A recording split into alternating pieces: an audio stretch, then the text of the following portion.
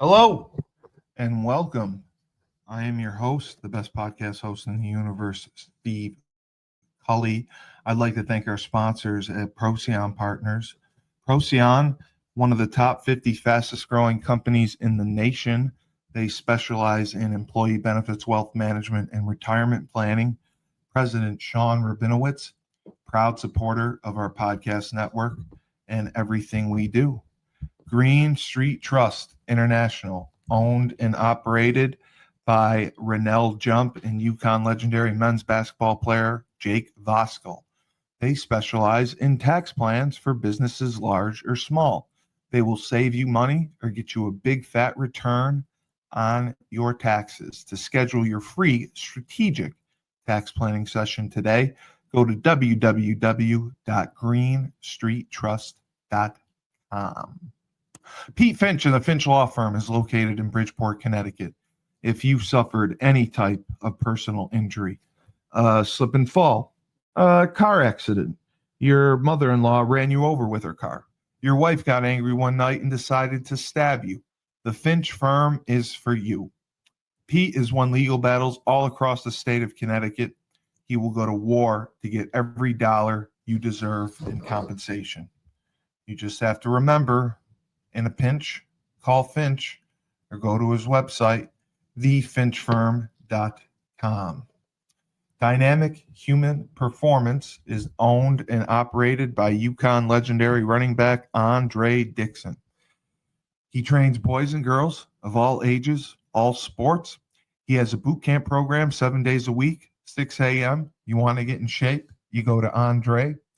He has an athletic development program where he trains boys and girls in the sport of their choice from the ground up, helps them reach their full potential, be the best they can possibly be. Andre has sent boys and girls to college on scholarship for all different types of sports. To work with the best, he has a 5,000 square foot state-of-the-art facility in Hartford, Connecticut. Go to www.dynamichumanperformance.com. All right, and here we are for none other than the MMA Report. I am your host, the best podcast host in the universe, Steve Cully. With me, as always, he gets up, he trains, then he'll go and he'll teach classes, and then after, he beats lots of asses, following which he pounds them into the ground furiously, feverishly, passionately, and you can't stop. He's better than you, and you know it. Yep. You can't do anything about it. Tyler King, the CEO of Crown Sports and Entertainment. Nice to be Tyler back. is on a 3-month winning streak with his predictions and picks. He lost 2 fights from UFC Freedom, although he really only lost 1 fight. But we'll get into that, and a lot of news coming out of that show. First of all, Tyler, UFC Freedom 250, it was in the works for quite some time. They put a lot of effort into it. It seemed nice. The watch party looked like it was fun. Dana White walking out hand in hand with Donald, well, not hand in hand, but side by side with Donald Trump. Oh, yeah. Seemingly like just showing such a strength, a friendship. It was just powerful and moving to see them together. Just two titans of industry. Yeah, well, the one thing I said about Dana, whether you love him, whether you hate him, whether you think you should pay the fighters more, anything along that, Dana White is a very loyal person. And Donald Trump was instrumental in the survival of the UFC in the early days. He was. Therefore, Dan said, "Hey, Don's gonna be my guy for life." And I mean, whatever you think about Donald Trump, his presidency, some of the decisions he has made, he helped Dana. He's Dana's friend. Dana says he'll be for that guy till the day he dies, because Dana would not be where he is today without Donald Trump. I know some liberals are like crying right now. So hey, sorry, tough luck, guys. Yeah, they cried. They cried, and they had some tears in their cereal and other places. They just felt it was so barbaric to have an MMA show on the White House lawn. And Barbaric. yes, Guys, I hate guys. Everyone that says, "Oh, that wants to mash your teeth and like just whine about the fact that there are MMA fights on the White House lawn." Guys, I hate to tell you, but one of the men, what I consider one of our best presidents, Theodore Roosevelt, used to have boxing matches Yep. on the White House lawn. So, guys, cry harder. Whether you like it, whether you hate it, MMA is one of the purest forms of competition in human competition sport. So, hey, Yeah. it's not the Dark Ages. It's not human cockfighting. It is, and this will make the liberals even madder. Joe Rogan's analysis of what MMA actually is the best way to put it. High level human problem solving with dire physical consequences. That's what it is, guys. And you know, you know, in the sport, there's lots of instances where there's just strong dislike to hate between two competitors. But hey, you're not bouncing a ball, throwing in a hoop against each other. You're fist fighting each other. So it's just an embodiment of the highest level of human competition and Mano y mano. the endurance of the human spirit. Marco, thank you for that comment, and very much appreciated. So the show was a spectacle. I thought it had the pageantry of a Super Bowl, and the fighting was somewhat one-sided, but they were limited with the matchups they could make due to other commitments, due to injuries, due to contract situations. They proclaimed some outrageous numbers during the week, which was kind of funny. I can't remember if it was Trump or Dana White who said it was going to have a higher viewership than the Super Bowl. Yes, it was close. At least in America, it was close. So they said 250 million, right? No, I believe it got 250 million views. I mean, I could be wrong. I'm not a numbers guy. I don't really pay attention to numbers, but just that's the number I heard. It was 250 million. no. Paramount Plus is in 250. Paramount Plus is in like 37.8 million homes.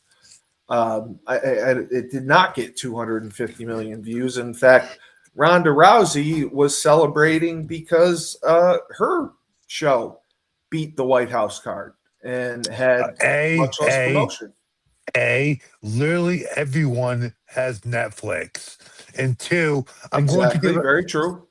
I'm going to give a nod to one of my favorite former MMA fighters, podcast host, analyst now, Matt the Immortal Brown. He had the best quote of all about it. Ronda's looking bitter. Like, first of all, he made the point that Ronda just looks bitter and immature. And then he made the best point about all of this. He said, everyone's already forgotten about the MVP show. They really have. They have. And Yeah. there was a clip that showed Jake Paul after the fight, the main event, and it highlighted the look on his face, and it was just like a look of disgust because people were booing him and asking for refunds, and it was not what they wanted. And I believe had UFC put it on, Dana White, Yeah. being involved, it would have been even bigger. Yeah. I you can't take someone who's been out 17 years and put him in the octagon or Agree. the cage. I'm just going to make this point. Who was 240 pounds a year before. Dude, Steve, I fully agree with you. I was going to make this point. And Ronda celebrated like she won the Super Bowl. She did. Okay, so let's talk about this right now. So we'll obviously get into the analysis of it, but two old bitches fighting, a 39-year-old and a 45-year-old or 47, however old Gina is, going out there. Granted, they were pioneers and the first superstars of women's MMA. One, it's women's MMA.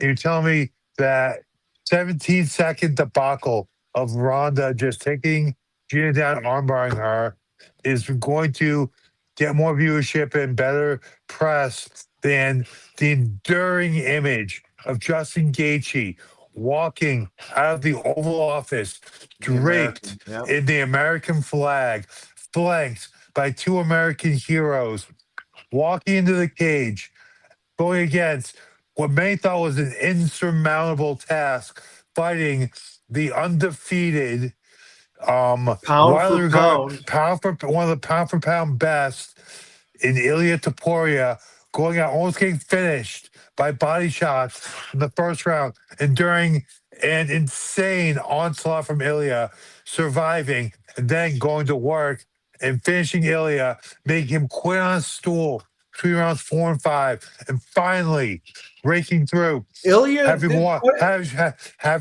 the BMF belt, having won the interim UFC lightweight title twice, and then finally getting over the mountain and winning the undisputed UFC lightweight championship.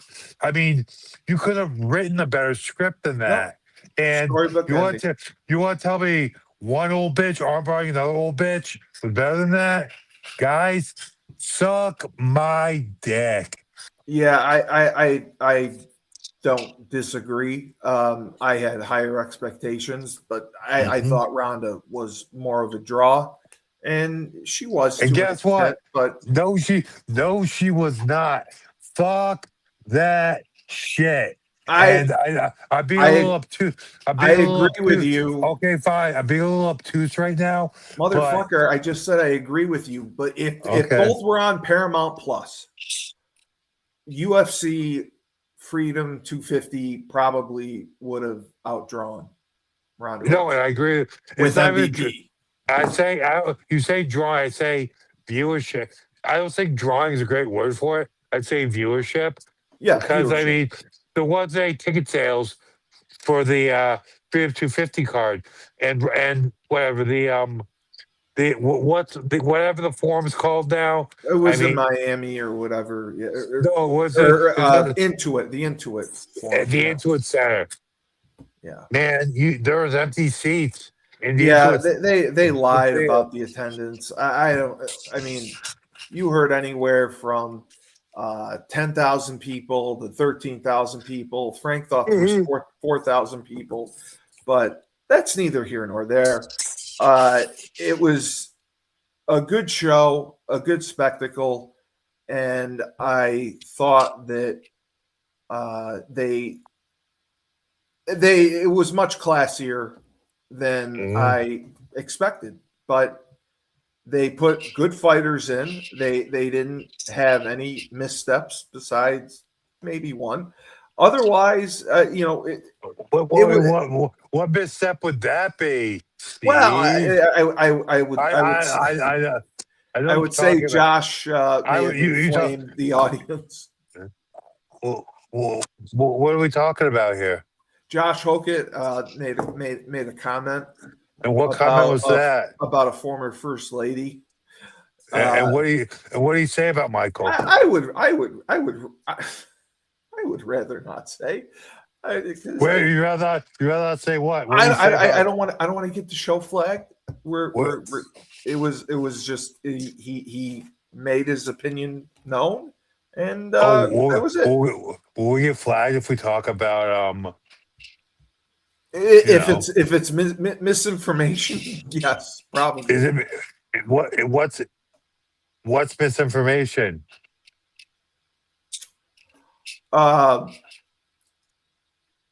Well, I would state the obvious. Someone had children, so years ago. I mean, I, we can go to that rabbit hole. I could show some people some comparative yes, I know it's happened. I could show some people some comparative pictures to some older people that are in certain people's lives that look exactly like the supposed children of certain people. I guess we won't go there. We'll talk about it after. So Okay. the only thing I will say, the fights were better because they obviously had more skilled, more talented fighters. But the conclusions, the endings, I liked that there were all finishes, but comparing to the MVP card, they were similarly quick finishes. That's all I'll say. But but the one thing I'll say about that is it's like you're freaking obsessed with the MVP card. But the one thing I will say, I'm not. the one thing I will say about that is even with all the fights were finishes, the skill differential wasn't nearly as pronounced. Like the MVP card. Yes. The points I'll make. Talk about a fight like I'm going to talk about my boy Nate because I'm just not going to talk about that.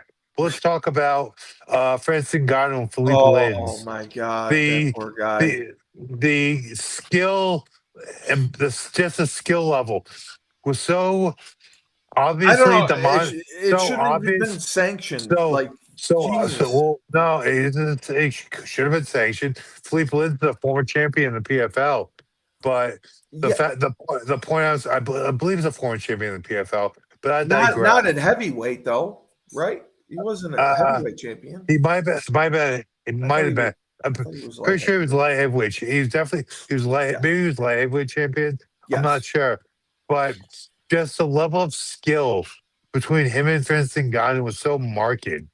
And then you look at all the fights, even the fights that were kind of lopsided. You want to talk about Josh Hogan and Derek Lewis?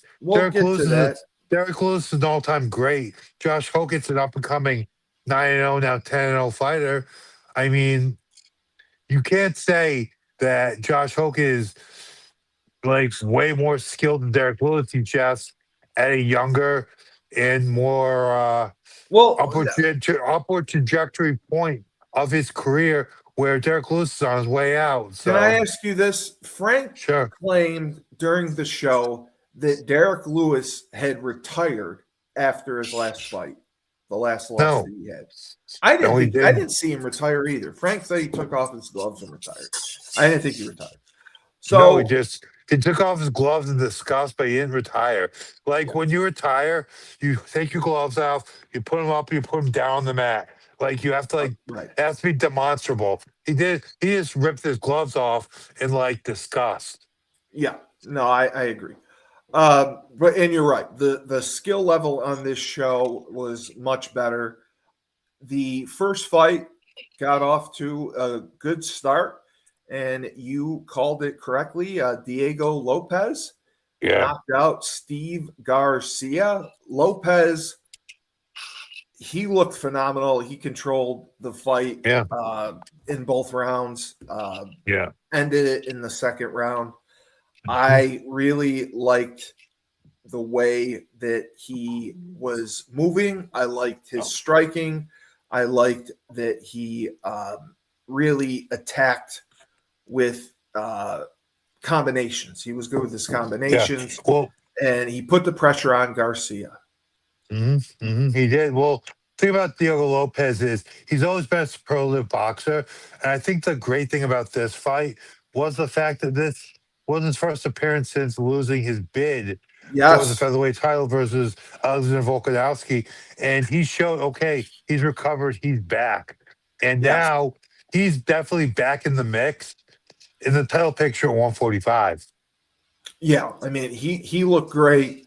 Garcia, he was just there, and that was a one-sided victory. Garcia really didn't show a lot. He had some the leg kicks. I thought he had some good leg kicks.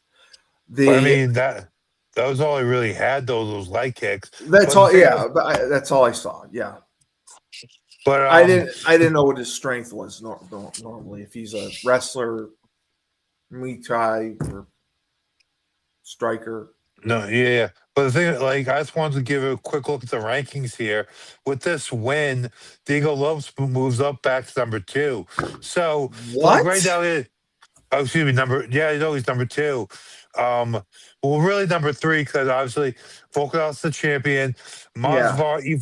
Marsvar Evilov's probably next, and then you have Diego. So Wow. Diego could just sit tight for a while. But you know what fight I would really like to see? The fight that makes a lot of sense off of this I would know who be you're gonna Diego. say. I'll see what you say. Diego Lopez versus Aljamain Sterling. Yeah, I That's agree. That's what I that's the figured fight you to were gonna make. go with. Okay, Uh, yeah, but yeah, Lopez looked phenomenal. yeah. Great way to start the fight. And the other thing I liked, Tyler, was the music. They had the White House band or whoever it was that played. Dude, I don't thought they even did get a me. great job. And I'll talk No, about when we get. Oh no, I agree. The thing I was gonna say, I'm like, dude, yo, I don't know who she was, but that what was it like was it like full armed services orchestra, army orchestra, navy orchestra? I don't know, but they were awesome. whoever was doing the vocals, that lady has such an impressive set of pipes on her. She did. Holy shit. She That did. woman could sing. And She did. along with it, I thought like their renditions of all the different songs was just having an orchestra play the songs like from the actual sheet music when the fighters were coming out. That was just unbelievable. It really added. It was an It added did. element. It added dimension of like both class and just me as a music lover. Like You're a I music could lover? help I couldn't help but marvel at how impressive that Yeah. was. It was just fantastic. I thought it set the The event yeah, apart. The it music really was did. Yeah, phenomenal. agreed. I'll agree They with you they on that. they did a great job all night.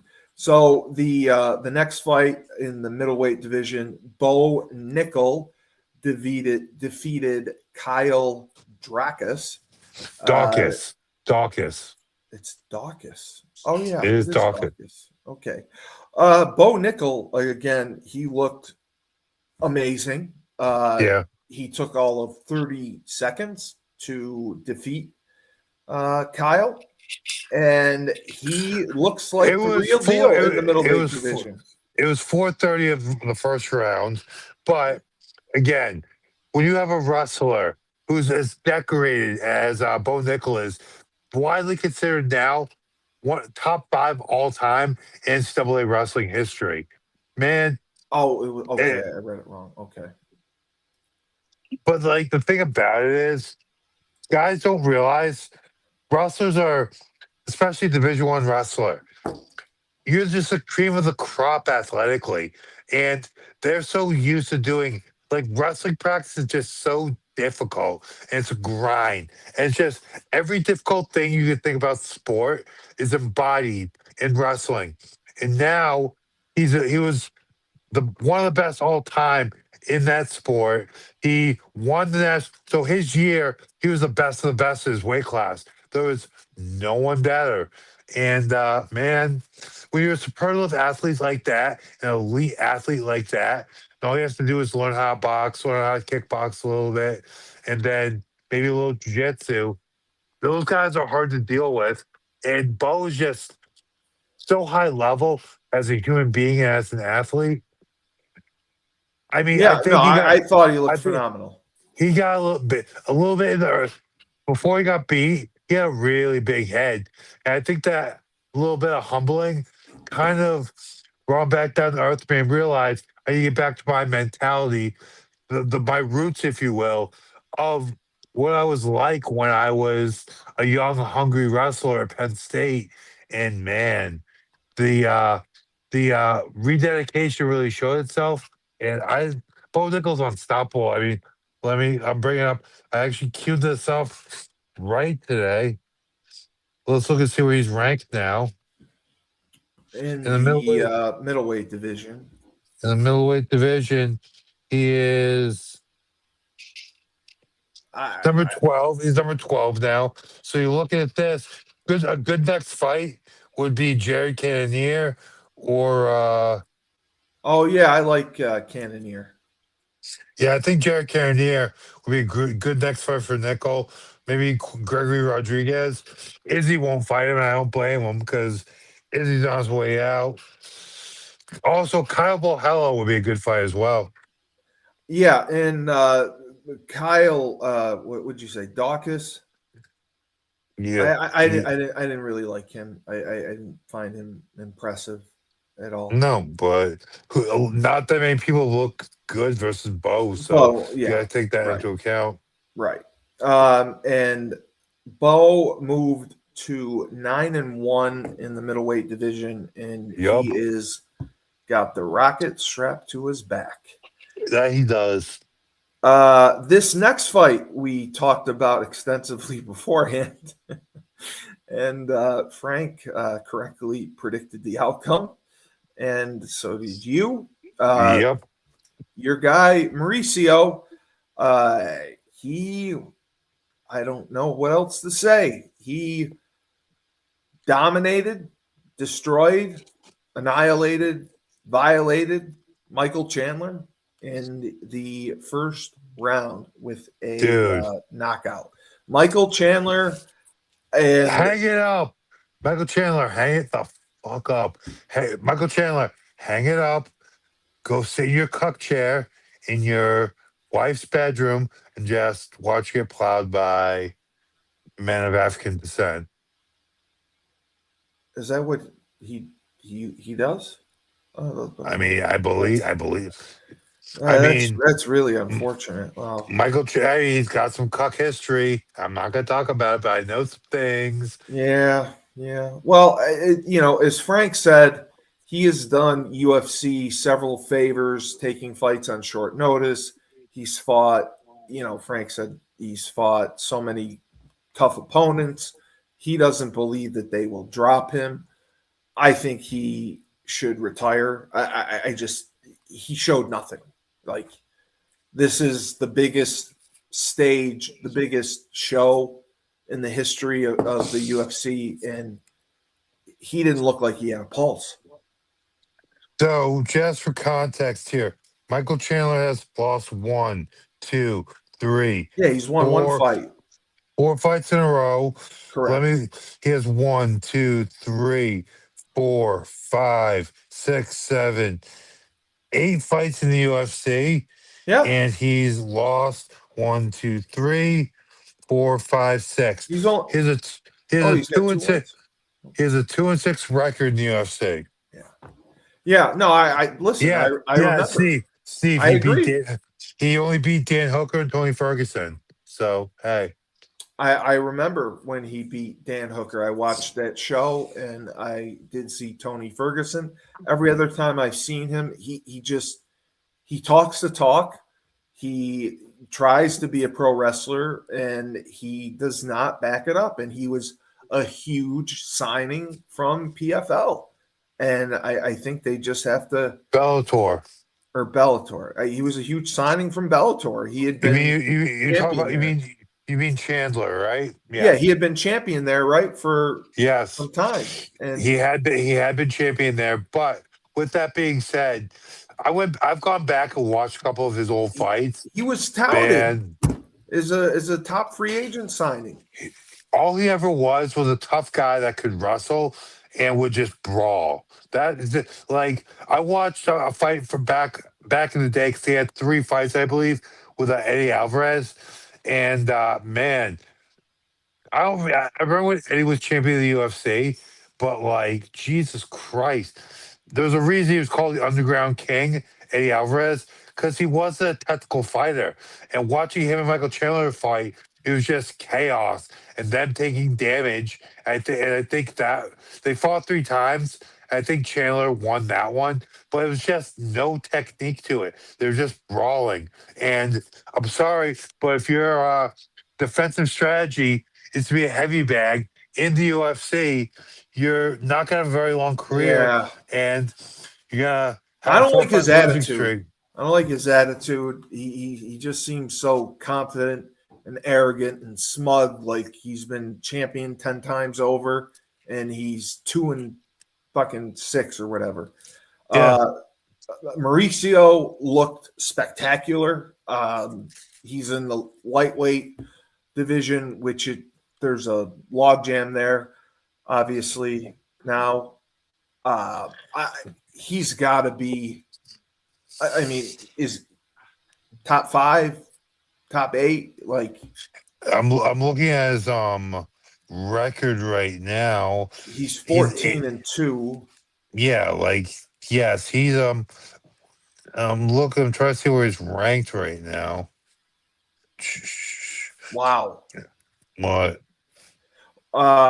So I mean, if you're looking, that means that he isn't ranked. Yeah, he's ranked. He's ranked number 10. He's ranked number 10. Very deserved ranking. Yeah. 10. Well, I know the lightweight division is stacked, so that makes sense. Tell you what, he was impressive. yeah, you know, Granted, he fought dog shit, but a fight that would make sense is Quillen Salid. I hate to do this to him, and now Moicano makes sense. If Patty loses his next fight, the fight versus Patty makes sense as well. yes, Patty also Actually, had very good viewership for his. You know what? Paramount Plus. I'll call it right now. I could see Mauricio Hoofy fighting the loser of Paddy Pimblett versus Benoit Saint Denis. Okay. So we finally got to see some meat in the heavyweights, and it was the greatest thing I've ever seen. Josh Hokett came out to Hulk Hogan's Real American. And that was amazing. They played the beginning and then the instrumental. I was jumping out of my seat and going nuts. Yeah, you were. And I love Derek Lewis so much, and I couldn't help it. I couldn't cheer for him. Hokett had the bandana on. I mean, just what an awesome tribute. The Black Beast looks like anything but. It's very sad to see how far he has fallen, even in the last 2 years, 3 years. I mean, he is just. I know guys fall off a cliff at 40, but I mean, some do. 40 isn't what it used to be. No, it's not. No, absolutely. You also have to keep in mind with Derek Lewis's fighting style, he describes himself as a brawler. He's inflicting huge amounts of damage, but he's also taking a large amount of damage. Yes. It's kind of always been a style. Like even one of his greatest wins, where he was losing the fight. Yes, I remember. To Volkov. And then he just threw that Hail Mary overhand right, knocked Volkov out rather. Then told us all about the temperature of his balls. And that was one of the greatest moments in UFC history. Well, they were sweaty. Balls was hot. Anyway, took his pants off, talked about his balls being hot. But like the point I'm making there, Steve, is the fact that in that fight until for 2 4/5 of a round, he took an incredible amount of damage. He did. he never And went down. about I mean, about 90% about 90% of that fight, he was taking damage. Just yes, landed at the end of the fight, landed the Hail Mary and knocked Volkov out. I mean, yeah. like even a fight like that, where he had one of his greatest triumphs, he took a lot of damage. And listen, he's been doing it for years, and it's finally giving out at the end. Yeah, His no, chin's I giving out. agree. And it was just embarrassing to see him throw punches and kicks that missed by 2 miles, and he was falling off balance. He just looked a Yeah, mess. yeah. What were your Is that what he's? thoughts? Well, I Go ahead. wanted to ask about the weigh-in. They said Hokett was trying to act like he was drunk and spitting Oh up yeah, and throwing up. bro. Is that true? Oh no, it was an act. Like this was my best thing about it. Rather my favorite thing about it. Everyone that Yes. was everyone that was up in arms about Josh's comments about a certain person in his post-fight interview. They were all freaked out and be like, this trashy piece of, they're like, he was throwing up all over himself at the weigh-in. And I'm sitting there, I was like, how could you, like, liberal retard, how could you can you just, like, show how dumb you are to the game? Like, you're buying kayfabe. Like I said, I think I commented over 100 times, clearly, you don't understand kayfabe. And that's what Josh Hogan's doing. He's playing a character. He's buying into the act. He's living his gimmick. It's a gimmick. It's Well, kayfabe. he And guess knows. what? Guess Yes. what? It's hook, line, and sinker. He Everyone knows. bought it. And you know what? You all make him more money because now he's the number 5 ranked heavyweight in the UFC. And everyone, good or bad, knows who he is. And you know what? In the media world, any attention is good attention. And he said, I'm not a role model. I'm just here to get paid. And Yeah. he's completely honest. My only concern was I thought because of the size difference that would give him trouble. Obviously, No. it did not. I don't know if Derek Bro, Lewis even Find the was, clip. Find was the in the clip of me. gym. Find the clip of me talking about watching Josh Hogan doing back drills on a field. I know I talked Oh, about it no. on this Yeah, podcast. you did. Yes, you did. Bro, Yes.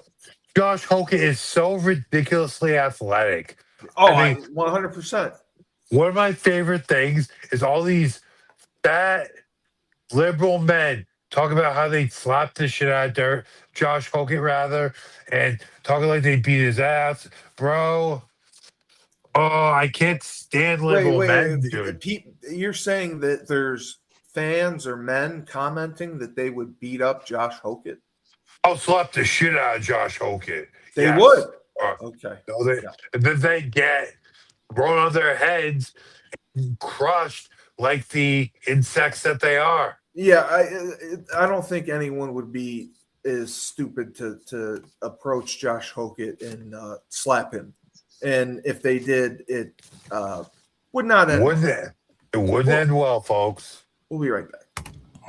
Down south, we have Julius Williams, Jordan Harris, and the rest of the team of the Trench Mob. They train offensive and defensive linemen. They compete in 5v5 tournaments and college showcase camps all across the country. They have sent kids to schools like Florida, Florida State, Miami, Clemson, Tennessee, Georgia, Alabama, just to name a few. They have sent the highest percentage of kids who work with them to Division I schools on scholarship. To work with the best, go to trenchmobfootball.com. Ned Von Young runs the Fresh Fold Laundry Company in Chapel Hill, North Carolina, a high-end laundry service. You book online, put your laundry out in a clear plastic bag. They pick it up, wash, dry, and fold it for you in 48 hours. They also offer an expedited service if you need that as well. They have an online subscription model, weekly or bi-weekly, where you can get your laundry done that way. They offer deals for college students. So if you want your laundry done, you can do it in your own dorm. They have a pickup and now a delivery service. So you can have your laundry done without leaving the comfort of your own home or dorm room. To sign up, go to their website, my-freshfold.com. All right, the next fight in the bantamweight division, Sugar Sean O'Malley. He defeated the Canadian Zabhati, I can't say his name, with a second round knockout. I'm in the hobby. Yeah, he just looked like he should have been anywhere else but there. He is O'Malley the brother of Firas Zahabi, who's one of the greatest MMA coaches of all time. Okay. Zahabi's brother was actually GSP's primary coach. Oh, okay. O'Malley, like I thought he looked emaciated. He looked so small, and he's long. He's a long, skinny guy. That's the way he's always looked like. Yeah, I know, but he looked very, very long. He looked really underweight and emaciated, but he just dominated this one. He took it into the second round again, another knockout. I can't remember if this was a walk-off knockout. Okay. I think it was. No, actually, it was. First, I'm going to make a couple comments. One, going back to the orchestra, the rendition they did of Lupe Fiasco Superstar was absolutely amazing. It was absolutely amazing. Like when I said, that lady has some pipes. Her vocals for this walkout, it was, my God, it was like I was getting chills watching it. It's a tough song to sing. Also, O'Malley talks about, like, okay, so I'm walking out with these two heroes on my side. He's like, and like, this is the story O'Malley told. He's like, yeah, usually I like to be chill while walking out. He said, I have this hero next to me, this guy I'm like taller by like 5 inches, just saying, "You're right, let's go. You're gonna go kill this motherfucker. You're gonna beat his fucking ass. Let's go. Let's go kill him." I'm pretty sure he's one of the 9/11 firefighters. But dude, like, that sounds like the greatest thing when you're walking out to me. That's just so cool. Just having a New York firefighter, a New York hero firefighter, just be kick his fucking ass. We're gonna beat the shit out of this guy. Fuck him, like. And this was in the bantamweight division. He lost his belt. He's won 2 in a row now. Where does this put him in the rankings? And where does he go next? I believe he's 3 right now. Going back, I'm looking. Really? Yeah, he's number 3 right now. So you're looking at him. Okay. So there's a couple fights in this division. So they had, like, O'Malley actually has a win over Peter Yan. He has a decision. He has a split decision win over Peter Yan. After the fight, Sean O'Malley called out Peter Yan. He did. But so you're looking at this. You got Merab at number 1, Umar Nurmagomedov at number 2, and Sugar Shot at number 3.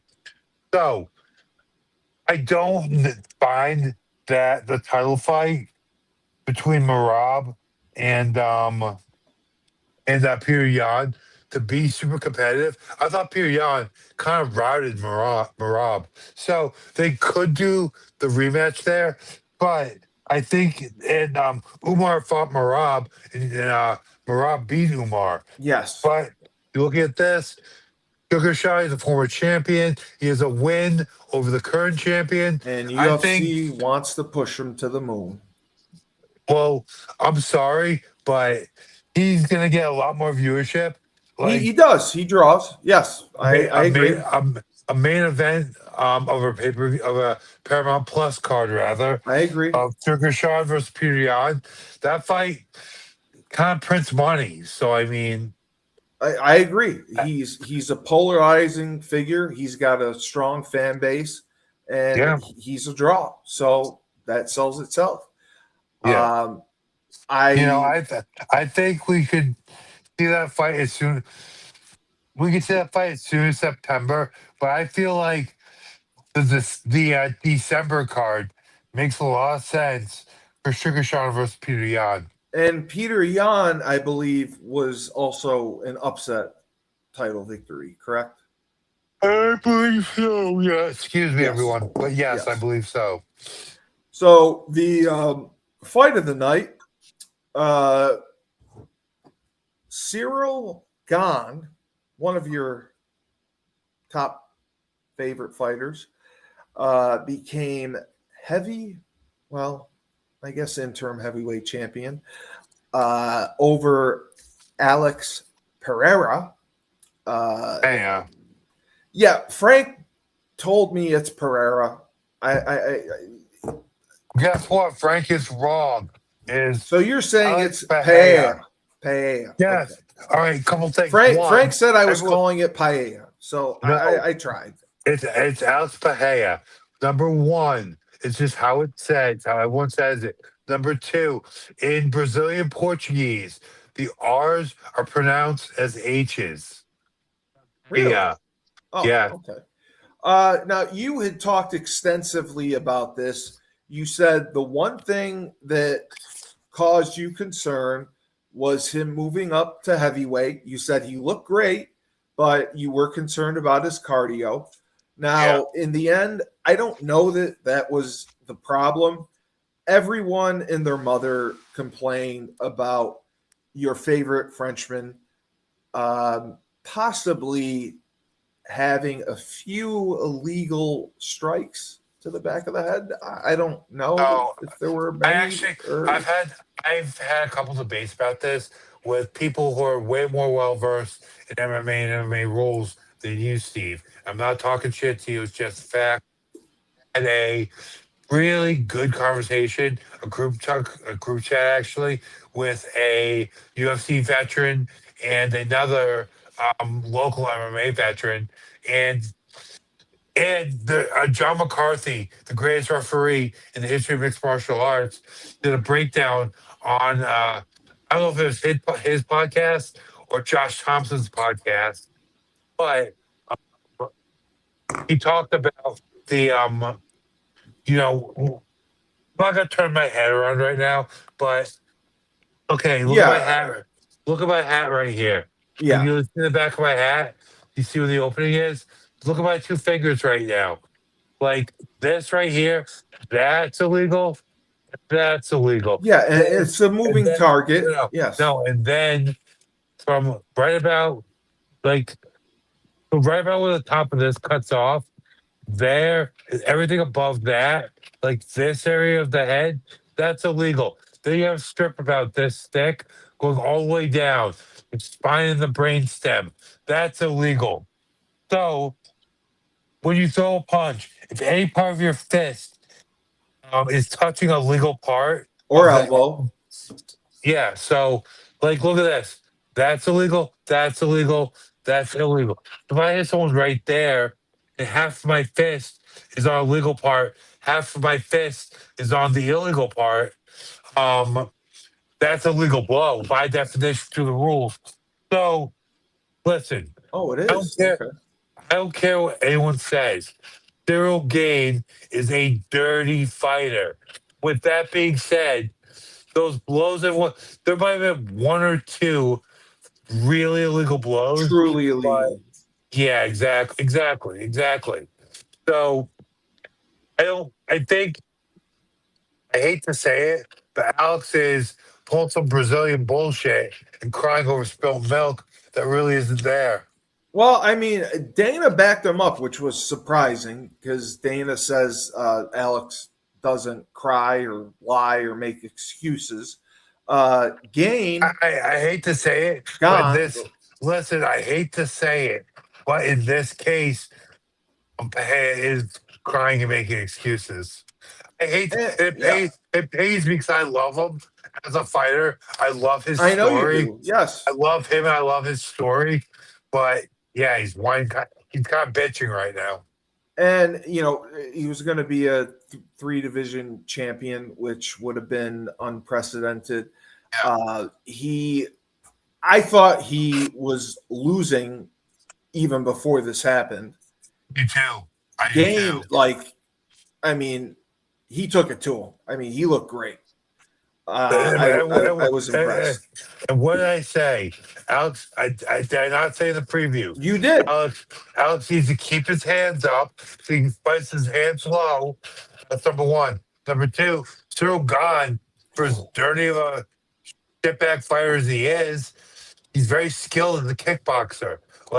There's no denying that. If you deny that, you're just a hater. And Alex got careless with his hands low. He got caught and he got finished. He did. Now, Gahn is technically the interim heavyweight champion. They were debating whether Alex was going to move back to light heavyweight or stay at heavyweight. What do you believe he should do? What I think he should do, I think he should go back down to light heavyweight. What he should do. What he is going to do, he's already said he's staying at heavyweight. So he did come out with that. Yeah. Who would he go up against? Would he get a rematch with Gahn, or do they have someone else in mind? He won't get a rematch. Would he get Hokett? I know they mentioned Hokett, but Hokett called him out. Hokett has been calling for that fight. I think that fight makes a lot of sense. Yeah, Hokett called him out. I think Hokett versus Pahea makes a lot of sense right now. Man, I think Hokett would thrash him, but if Alex can figure it out, it's a great fight. It's a money fight. It'll draw. It is a money fight. Now, knowing that would make sense. Just hear me out here. You have O'Malley versus Jan in the main event. Co-main event, Hokett versus Pahea. Yeah. No, I like that. I like that matchup, and it was called for. Now, Gahn is going to eventually have to fight Aspinall again. Yeah. I cannot believe now Aspinall has made overtures because of his new management with Mr. Eddie Hearn. Eddie Hearn, yeah. He's going to box and do this and do that. They got to keep the guy happy. Gahn has been through the ringer. He has fought for the title, I believe, on a couple occasions and lost. This was a big win for him. Yeah. I thought he looked just like a brick shit house. No, he really did. He did. He did. And the other thing I'll say, and he was aggressive. Yeah, and the other thing I'll say, and even me as the analyst, I do not like Cyril Gahn. No, I was pulling for Tom Aspinall when they fought, but can't lie. Gahn was winning that fight when the eye poke occurred. Against Aspinall? Yes, really? He was. He was winning that fight. Wow. Okay, yeah. I did not know that. So that makes things interesting. Yeah. I'm glad that Alex is going to stay in the heavyweight division for at least one more bout. Is he? No, sorry, never mind. Is he still the light heavyweight champion? No, I believe it's vacant right now. I think they made him vacate it, right? The fight everyone's talking about for it right now is Yeri versus Paulo Costa. Right, okay. But yeah, it was disappointing to see. I thought Alex was very, very tentative. He was not aggressive at all. He looked very unsure of himself. I don't know if it was the weight gain. He just didn't look comfortable as a heavyweight. I think he looked too comfortable. I thought he looked too comfortable. Well, I think he was expecting a longer matchup. I think he was preparing himself for like a 4 or 5 round. Listen, fight. but I mean, you can't expect a 4 or 5. Like you can't really expect that when you're a heavyweight. No, that's Just what I because was saying. Everyone hits so hard. So heavyweight championships. I can't remember many that went 5 rounds. Other than I don't think I can. But yeah, that was a tough. I can remember one right now. Francis Ngannou versus Cyril Gane went 5 rounds. Oh, it did. Okay. Yeah, it did. And Cyril Gane refusing to shake President Trump's hand. That was also also a spotlight. Oh yeah, yeah. It was hilarious. He blew by Trump, and then the Secret Service guy just started fucking pushing him out. He was like pushing. He was trying to hug his family. He was like, "No, you got to go." He was rushing him out. So yeah, well, guess what? He's heavyweight champ now. And listen, interim. Listen, at the end of the day, and that's what I'll say about that. Oh God, I hate President Trump. I hate all his policies. He's such a jerk. Well, he's French. Yeah, but what? Yeah, exactly. The fuck's going on in France right now? Just hordes of migrants from Somalia and Senegal raping women. Yeah, like, guys. That's what Cyril Gane. He supports that. So there you go. Yeah. So again, Cyril's a piece of garbage, dirty Frenchman. Just let's hate Trump, but dismiss all the raping that are being perpetuated and committed by all these illegal migrants. And I think he definitely needs to get some anal beads stuck up his butt. The main event was everything that it should have been, and I thought it saved the show because it was, Steve, I wouldn't go that far. Well, because all the fights were good, man. Yeah, they were, but it went more than 2 rounds. Listen, if you want to lead in, I would rather have 2 rounds with finishes any day of the week. I agree. We got 4. With a 3. No, we got a 4-rounder with a finish here. That's what I'm saying. I agree that I would rather have good fights with finishes, 2 rounds, fine, no problem. But everyone was saying that the main event saved the show. It didn't save the no. It didn't save the card because it was a really good card. It enhanced it to another level. You would label this a really good card? Hell yeah. This is a really good fight card. All the fights were good. All the fights were entertaining. We got a lot of finishes. I agree, they were entertaining. And then we got possibly the best title fight of all time. But all I would say is they should have paid John Jones. They should have done something with Francis Ngannou. They could have had a female fight on there. Female fights aren't nearly as entertaining, bro. I'll tell you what I like about female fights. Men will fight as professionals. Women fight with their goddamn souls. They fight like they hate each other. Well, they do actually, for the most part. And I actually saw Sean O'Malley on like some weird podcast. He's talking about like the women don't have the power, so like their heads are bouncing all over the place. Like that's what usually happens with a women's fight. You have knockouts. You just get a lot of brain trauma. But as far as the card itself, Trump had promised like 8 championship fights, this and that. We didn't get it. We got 2. Steve, he's a politician. He's gonna like. I'm pretty sure Dana White did too. But Dana never. You don't know what you're talking about. You're talking out your ass right now.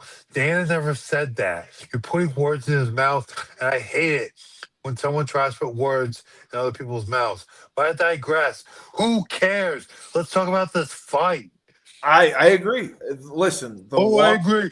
Ooh, I agree. Steve, let's analyze the fight, you dick. I'm analyzing the motherfucking fight. All I'm No, you're saying not. is the You haven't star said- power. They could Who have cares, added a couple dude? guys.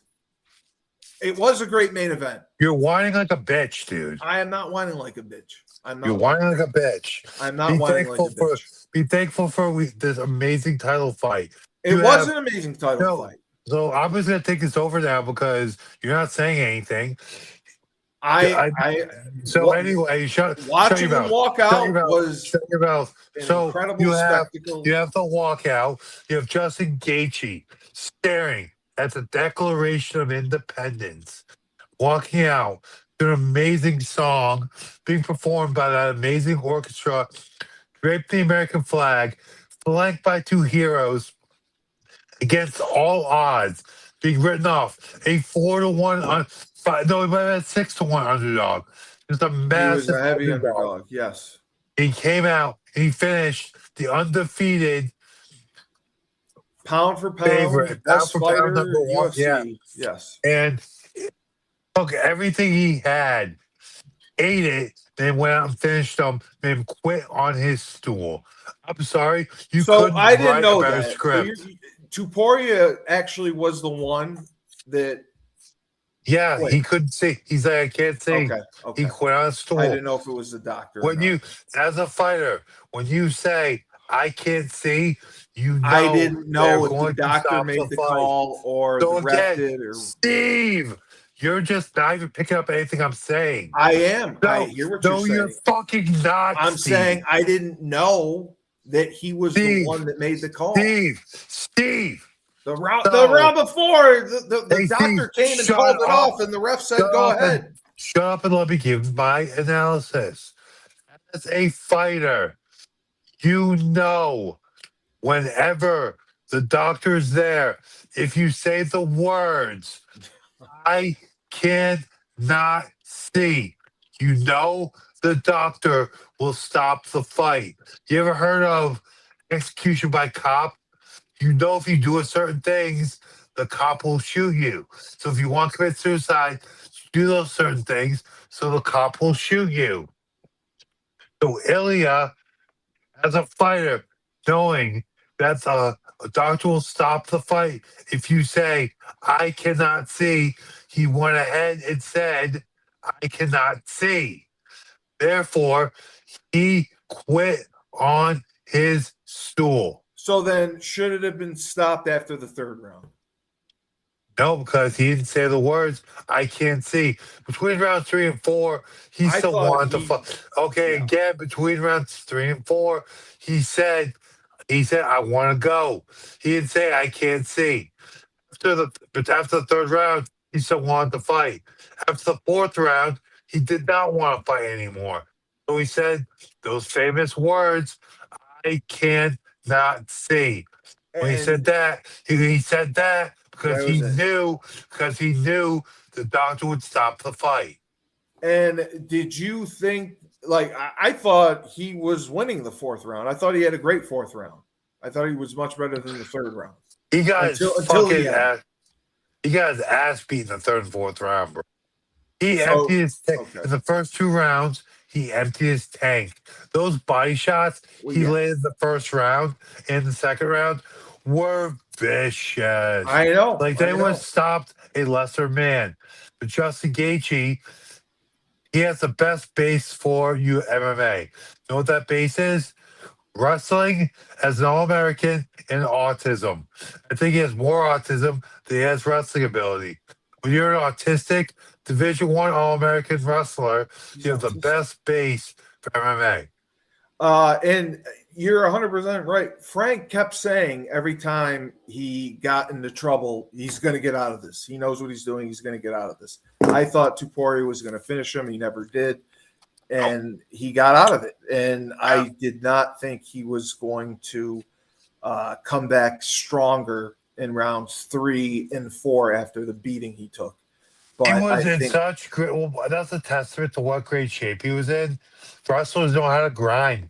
Wrestlers take pride in being able to be miserable. Yep. Well, not again. I say stamina, Steve. I said they take pride in being absolutely positively miserable and still being able to perform. That's what Justin Gaethje did. No, he did. I agree. He did perform. I wasn't expecting it. I was surprised to see him get better after taking that damage. I was surprised to see him turn Tuporia's face into ground beef. I mean, Yep, he just cut him to shreds. I he mean, did. the striking was on point. Uh, Tuporia clearly could not see. Now, I was trying to understand this.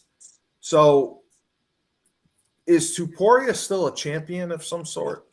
No, Ilya He's not. Okay. he was the 145 champion. He vacated. He vacated. Okay. We That's what. moved to lightweight to win the lightweight belt. So Volkanovski won the vacant belt Right. against what's his name, Diego Lopez. So, Tuporia. Yeah. Now, do you think it would have been a different outcome had he gotten the initial fight? Who was he supposed to fight? Magomed, Ankalov, I can't remember. And they didn't pay Islam. yeah. No, Islam would have smoked him bad. You think Islam would have smoked Tuporia? Bad. Yeah. Islam would smoke Topuria bad. It would spark him. Islam turned down 10, 15 million. I can't remember what he turned down, but he just No, said, I think he turned down 15. I think he I won thought it was 30. 15, yeah. It was either 10 or 15.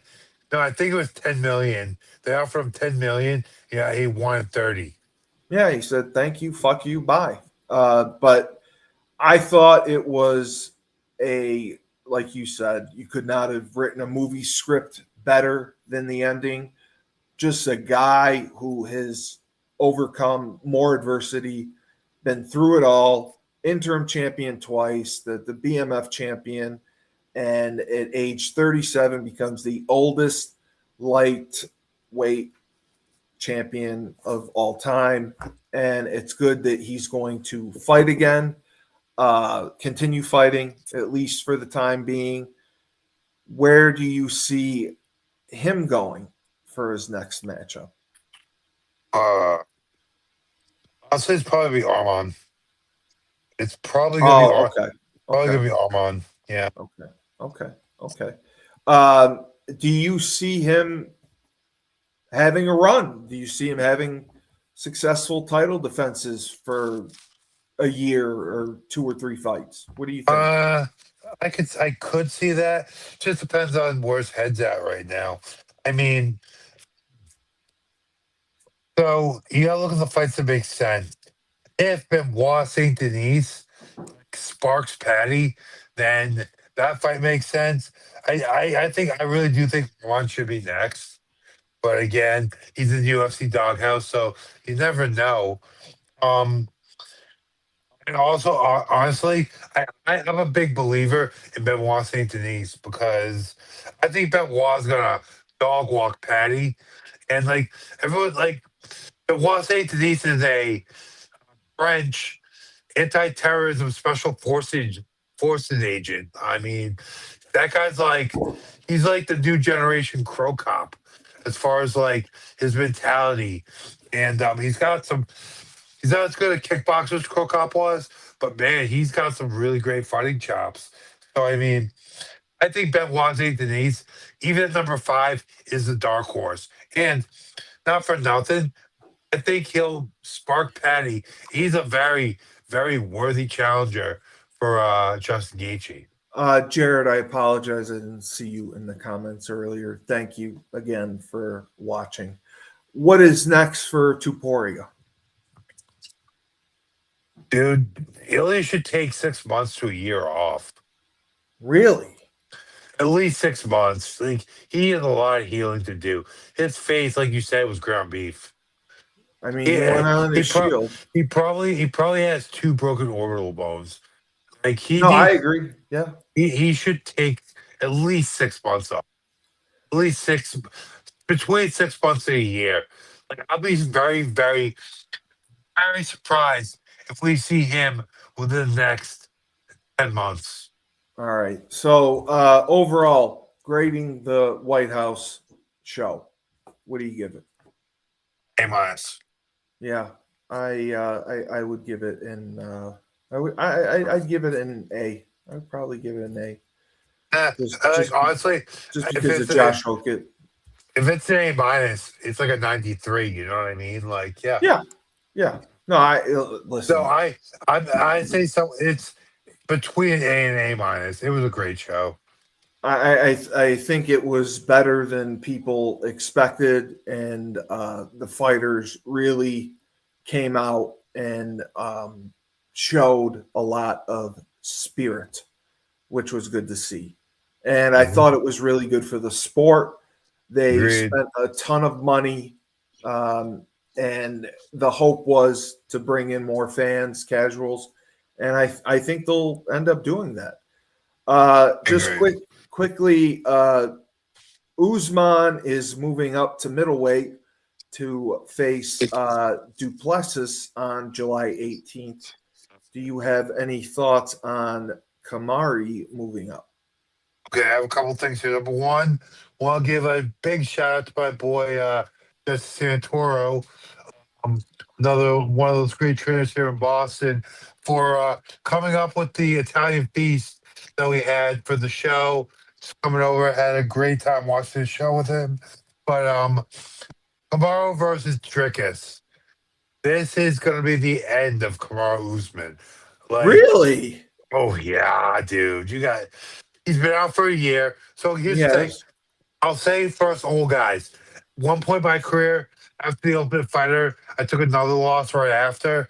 Like and because it was recorded, no one knew about the Ultimate Fighter. I wanted to fight again, so I took a fight, lost. Then the Ultimate Fighter happened. I took an entire year off. After that year, I went on the best. I won two, lost two. Then one of the best run of my career with 3 or 4 wins in a row. So sometimes the time off can help. My problem is Kamaru was damaged during his career. You know, not a lot of people, casuals, don't know this. Kamaru Usman's knees are so bad, he has to walk upstairs backwards. So I don't think any amount of time off is going to undo the long-term damage that Kamaru Usman has on his body. I think Dricus is going to. I want to say like I don't want to use the expression. He's going to beat the fucking shit out of Kamaru Usman. What are you gonna say? Like dog walk him or something? I was gonna say beat the bag out of him. Like any euphemism, any expression you want to use. Kamaru Usman's in trouble against Dricus. Dustin Poirier, what happened? So I actually watched the video. It wasn't that bad. Like, hey, you and I have been drunker, definitely at a UConn party. I'm pretty sure. I'm Dude, I've driven drunker. Dude, we were drunker in the train station parking lot going to Survivor Series. No, Elimination Chamber at Madison Square Garden. It was Survivor Series, and it was Elimination Chamber and Survivor Series. It was the first Elimination Chamber ever. We were drunker going to Survivor Series at Madison Square Garden. And Dustin wasn't even that drunk. He was just being argumentative, and he was obviously tired. And like everyone's like, so like before I saw the footage, I just looked at the internet. I'm like, oh shit! Did he blow? Not that I know. I mean, maybe. Okay. Like he got drunk in disorder. Is either drunk in public or drunk and disorderly. Okay. I don't even know which one it was, but he didn't like hit anybody. Like listen. You're right. You're right. It's Dustin Poirier. Like he was worried about his reputation, and he did a big apology video. Like I mean, the mob came for him. I saw all that before I seen the footage. I saw the footage. The mob came for him. The internet mob came for him. Drunk? He got charged with public drunkenness. I thought he had like a DWI. I mean, Yeah, charged with drunk in public. Like, you could okay. you could arrest half the people on Newberry Street for public drunkenness. Fair. I mean, my God. Okay, so that wasn't a huge deal. It'll blow over very quickly. He won't like lose his job as an analyst, anything like that. It's whatever. So just quickly, fight night this weekend. Which fights are you looking at? And who I gotta go back because I was looking at the Cape versus Horiguchi. I thought we were gonna recap versus Horiguchi. Whatever you wanted. I didn't know if you wanted to recap it. No, I can't do it. I really don't want to. I don't care enough. Okay. If there's any fights on the fight night for this. Oh no, there are though. So fights to highlight for this weekend. The main event: Rafael Fiziev versus Manuel Torres. Manuel coming off 2-fight winning streak, but he didn't really beat anybody of note. He had a loss to Ignacio Bahamondes, and then beat Drew Dober, who's on a losing streak, beat Grant Dawson, who's on a losing streak. I mean, he had a long win streak before that, but man, Fiziev, I mean, the thing about Fiziev is he's a really good fighter, and he's just been fighting that top tier competition. He's his last, he had pretty rough 3-fight win streak. He fought Justin Gaethje twice, got knocked out by lost a decision to Justin Gaethje. They lost to Gamrot. Wait a minute. I'm still looking at that. No, lost to Gamrot. Then he lost the gate, got knocked out, I believe. No, excuse me. He lost 2 decisions to Justin Gaethje. Then he beat Ignacio Bahamondes, and then he lost by TKO to Mauricio Hufi. So this is kind of a make or break fight for Fiziev. He might be in danger of getting cut if he loses. As a main event, usually they give you a little more slack. 33 years old, they would dump him. Maybe, I don't know, but it's one of those fights. It's a pretty big fight for Fiziev. Torres needs to win more so, I feel like, but Fiziev, yeah. And also, you guys heard about me classify these fights. It's kind of like I don't want to say get right fight. It's kind of like a high level, high stakes get right fight for Manuel Torres. Guns in my head, I kind of want to go with Torres. Fiziev definitely has a chance. It's a close fight, but guns in my head, go Torres. Next, Michael Bahia versus Magomedov. I'm going to try to say his first name. Oh no, Sharabutin Magomedov. Sharabutin, as I call him. Another get right fight. I feel like I pick Sharabutin this one. And honestly. Yeah, Shara. He's the 16-1 guy. Yeah, he's going to dominate. Yeah, I agree. I think so too. Honestly, that's really the only fight. Those are really the fights of note. Yeah, with this the card. It's he's impressive. Yeah. I thought you liked the Bruno Ferreira guy. Yeah, but he did. He lost the last fight, right? Yeah, he's on this card against. He still doesn't have a Wikipedia page. Okay. So and then Yeah. By the way, his opponent has won 4 out of his last 5. His only loss being to former champion Robert Whitaker. I think for him, I would say his name again. No, that's Iskrov. I think that Barry is in trouble in this fight. Okay. And then just quickly, final thoughts. Conor McGregor, Max Holloway, the next pay-per-view. The Mac is back. Now there's a lot of disputes about his alleged PED usage during his retirement. Oh no! It's not alleged. He did use PEDs. Yes, It's not under a alleged. doctor's supervision. Yes, He did use PEDs during his recovery, and you know what? I honestly don't blame him. I don't. No. It was under a doctor's supervision. They just say that the usage of PEDs do not help like bones heal. That was their argument, but they can't catch him. So you fully expect that he will? No, guys. So this is one of the things you understand. You know what isn't allowed under? I don't know about drug free, the new company, but no, it wasn't allowed under USADA. TRT. Peptides. No, peptides. This fucker peptides. Peptides are compounds that people will use for different functions. Some of them are steroid-like effects, or rather PED-like effects.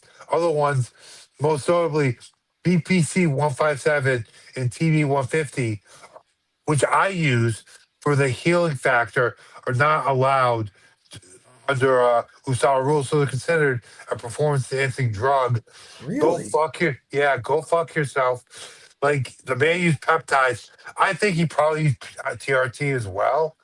But with that being said, guys, go shit in your hat, bro. Like, yeah, that's ridiculous. The man, like, that gruesome of an injury, a broken 4 years. Jesus.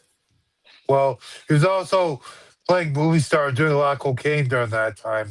So. Well, I mean, we all have periods like that. I mean, it's tough to say no. We all did. Well, yeah. I mean, cocaine's great. I mean, it's tough to say no to cocaine. Hey, do you? Yeah, I mean, blow's great. I might have been one of the only guys during that UConn party period that didn't do it, but hey. I would sniff blow off your cock, Tyler. Just picture that. I would not let you sniff blow off my cock. You wouldn't know. I'd roofie you, and then I'd do it, and then I'd take pictures. Just so you know. Basically, Steve, I used to drink so much in college, and I am such a lightweight that I pretty much roofied myself. And guess what? You never got close to me, motherfucker. Not that you know of. Not that you know of. All right. Great show. Great analysis of UFC Freedom 250. And Illia Topuria quit, apparently. So I got that wrong. And we look forward to fight night. Conor McGregor coming back. A lot in the MMA world. And you have been sorely missed. So great job. Hey. Yeah, you are. You are the king. So do you have any of your fighters coming up? Ozzy Martin will return soon. I don't want to give away details. I know the new guys. Ozzy Martin will return. We're looking at Phil. We're looking at September. Same for Terrence. So actually, I'm looking at Terrence as soon as possible. So hopefully we'll have him in pretty soon. Phil's gonna be back in September for Cage Titans, and Oz is gonna be back in July. Have you ever talked to anyone from a Real American Freestyle? I was just curious. And no, I haven't. I don't really have any guys with that level of wrestling. But you did just remind me of the story I want to tell. Colby Covington, Real American Freestyle veteran, also a spokesperson for Real American Beer. So he did after Dustin Poirier's incident, he did a post advertising Real American Beer's non-alcoholic formula. He said, "Ooh, Real American non-alcoholic, whatever it's called." He said, "Dustin Poirier, you're exactly what I always said you were. Louisiana swamp trash." Only words, not mine. Should have had a non-alcoholic Real American Beer, then you would have got in trouble at the airport. So yeah, I want to tell that story because Colby, man, he maximized that story. Okay. And then the incident that was a Real American Freestyle, people say it was staged. Do you believe it was staged? Who was in between again? I don't even remember. It was two UFC guys, and Yeah, it was Frank what's thought his it was name? staged. No, Frank it was said no, it was the lightweight guy. No, it was Hosmot, right? Oh, yes. It was It Hosma. was Yes. Hosmot and Armin, right? I don't recall who the second person was. I No, know Hosma was I one of them. believe it was Hosmot and Armin Sarukian, or it was Hosmot, another Eastern Bloc or European guy. No, I think it was real. I really Yeah, do. I thought it was real too. Okay. All right. Hosmot's that kind of guy. All right. Great show. Thank you. Tyler King, CEO, Crown Sports and Entertainment. He teaches class, he trains, and then he teaches more class. He beats ass, and then he pounds it into the ground passionately, and lovingly afterwards. He's got these arms. Steve Cully, best podcast host in the universe. Remember, when life gives you lemons, don't make lemonade. Take 2 oranges and shove them right up my ass.